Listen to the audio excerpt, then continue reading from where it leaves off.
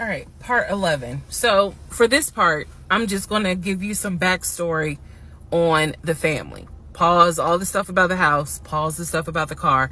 This is backstory on his family, my ex-husband's family. All right, follow me. My ex-husband's parents, mom and dad, are both deceased. Mom passed away from cancer. Dad passed away shortly after her. I'm not sure what he passed away from. So he has a number of siblings. He has two, with his parents, he has two brothers. One is older, lives in Philly. One is younger by 2 years, lives in Nashville. He has two sisters. One, Shantae, is older, lives in Douglasville with her husband and two kids, a boy and a girl.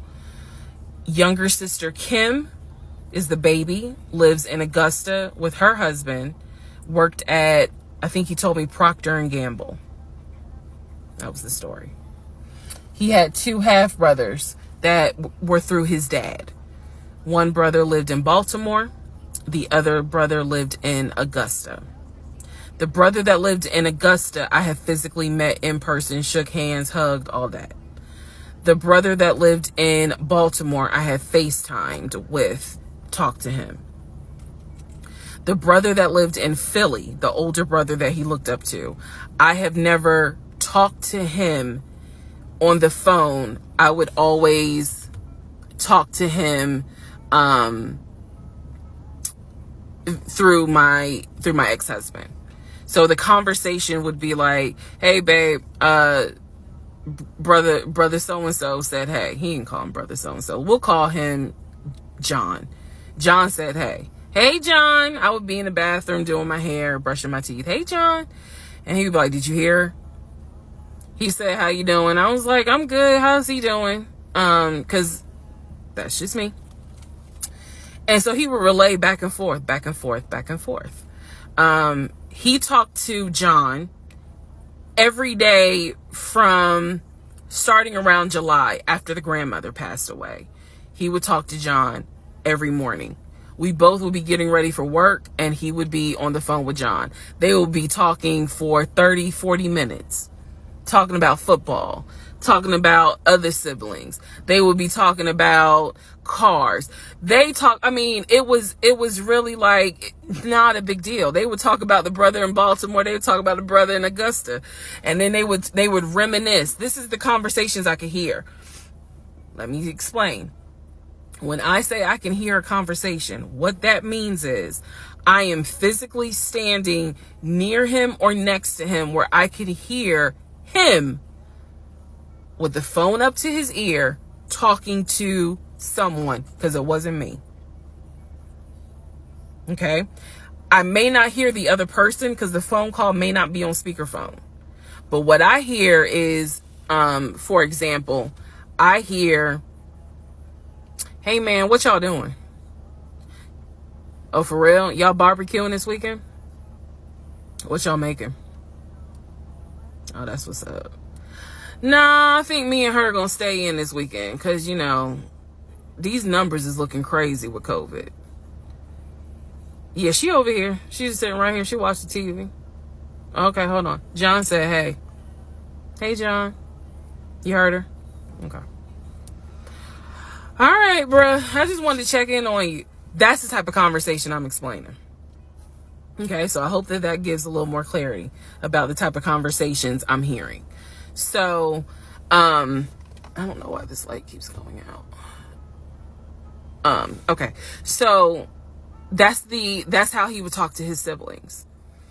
The grandmother passed away. He called me around April or May and told me that his grandmother passed away.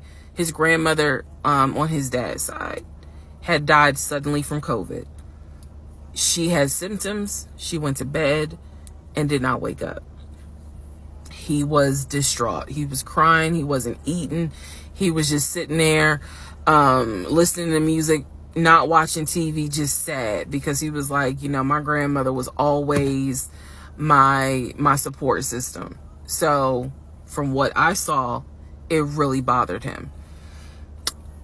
I did not think anything of it. I'm one of those people, if you tell me somebody in your family passed away, I'm gonna believe you, because I don't play about death. And I guess I expect other people don't either. However,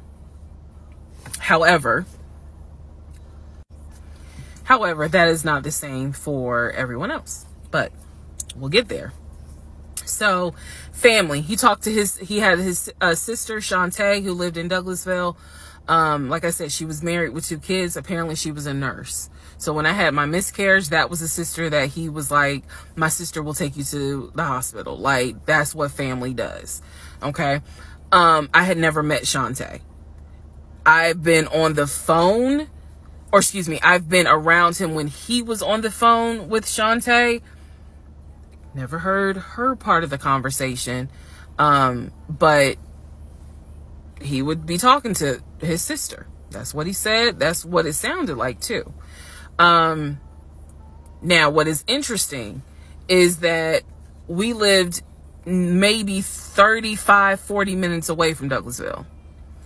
So there were plenty of times that he had invited me to go with him to his sister's house. Okay, let me tell you how this would always work out. Total times he invited me was probably 3 times for different barbecues or whatnot. The first time he invited me, I was like, nah, I ain't going, because again, COVID.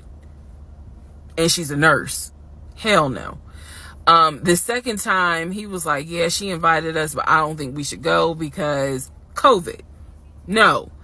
The third time I agreed to go. I was like, absolutely, I'll go meet your sister. Like, that'd be great. On our way to her house, to Douglasville, to go see the sister, apparently he got a phone call.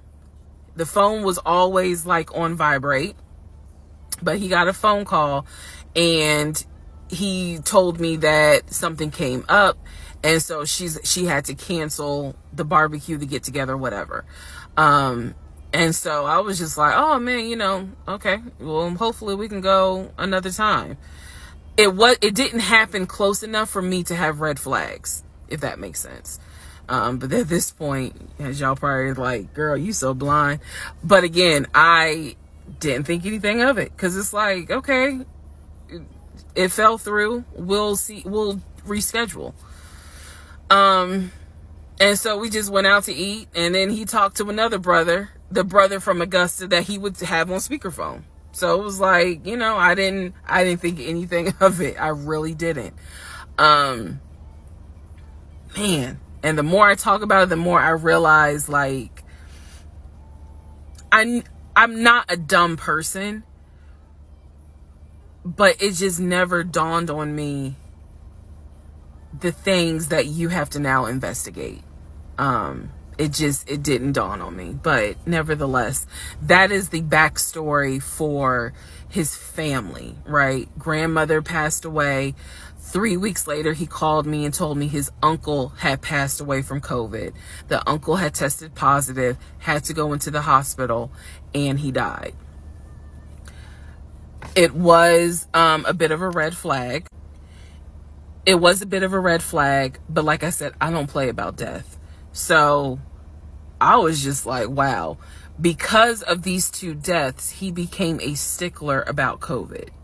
And when I mean a stickler, wear your mask, wear gloves, hand sanitize, wash your hands. Like, he was annoying about making sure neither one of us caught COVID. So now I'm going to give you the backstory in regards to what I was told with the ex-wife.